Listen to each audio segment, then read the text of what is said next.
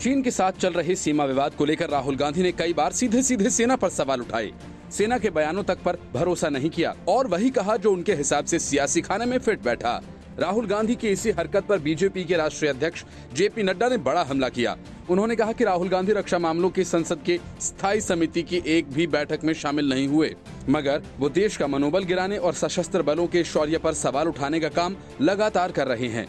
राहुल गांधी के रक्षा मामलों की संसद की स्थायी समिति की एक भी बैठक में शामिल नहीं होने की खबर के बाद नड्डा ने ये प्रतिक्रिया दी। बीजेपी के इस हमले पर कांग्रेस की भी अभी तक कोई प्रतिक्रिया नहीं आई है। बीजेपी अध्यक्ष ने ट्वीट कर कहा कि राहुल गांधी रक्षा मामलों की संसद की स्थायी समिति की एक भी बैठक में शामिल नहीं हुए, लेकिन दुख की बात है कि वे देश का मनोबल गिराने, सशस्त्र बलों के शौर्य पर सवाल उठाने के साथ साथ वो सभी काम कर रहे हैं जो एक जिम्मेदार विपक्ष नेता को नहीं करने चाहिए। उन्होंने कटाक्ष करते हुए कहा, राहुल गांधी का ताल्लुक उस गौरवशाली वंश परंपरा से है जहां रक्षा के लिए समिति नहीं बल्कि कमीशन मायने रखता है।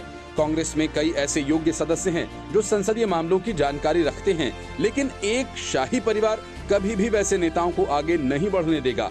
राहुल गांधी विभिन्न मुद्दों पर केंद्र सरकार की आलोचना करते रहते हैं।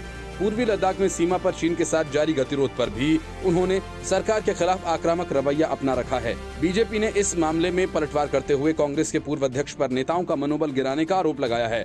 बता दें कि राहुल गांधी ने नोटबंदी, कोरोना और जीएसटी को लेकर भी केंद्र सरकार पर निशाना साधा।